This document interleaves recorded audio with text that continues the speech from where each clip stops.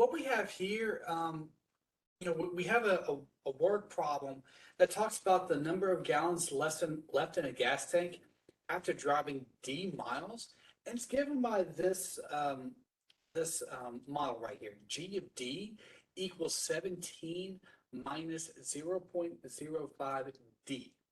So we have two parts of this problem. Now, the first one, that's where most of the work is going to happen. The second part, we get to explain our answer.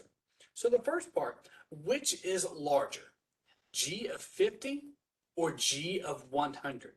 So in order for us to do this, we have to take our equation, our model that we have up here, G of D equals 17 minus 0.05 D, and we have to put in 50 in place of D, and then 100 in place of D, and then we've got to be able to explain what's going on. So our function is G of D equals 17 minus 0.05 D, and then our first part is that we're going to put in 50 in place of D. So that means it's going to be 17 minus 0.05 times 50. Okay, now you break out the calculator. 0.05 times 50, well, that means, well, because of order of operations, we take care of multiplication before addition and subtraction. So that means this is going to be 17 minus 2.5. So 17 minus 2.5 should get you 14.5.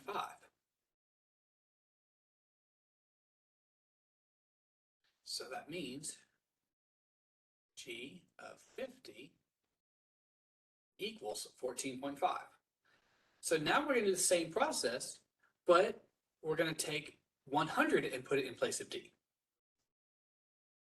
So G of 100, I apologize, my handwriting can be a little messy.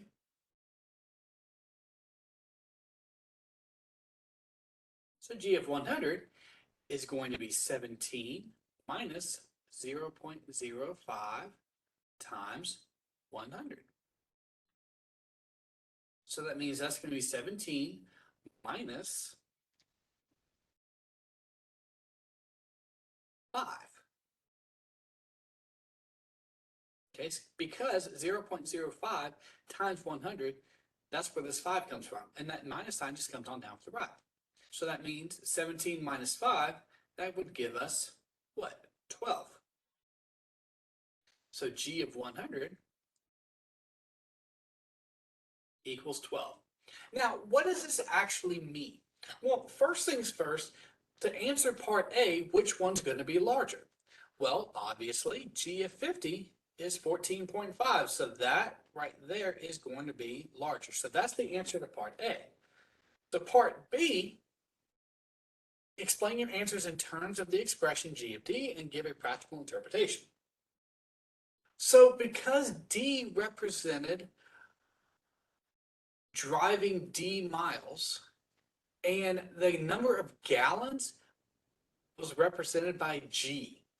So what this means, like G of 50 here, if we drive 50 miles, we should have 14.5 gallons of gas left in our tank.